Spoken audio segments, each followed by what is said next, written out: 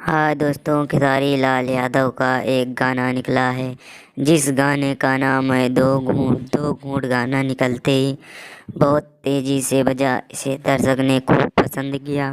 अब यह गाना एक दिन में ट्रेंडिंग नंबर 2 पे चढ़ गया है दोस्तों।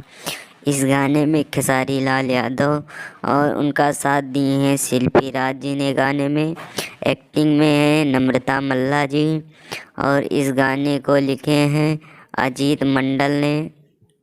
यह गाना बहुत सारे लोगों से मिलकर बना है।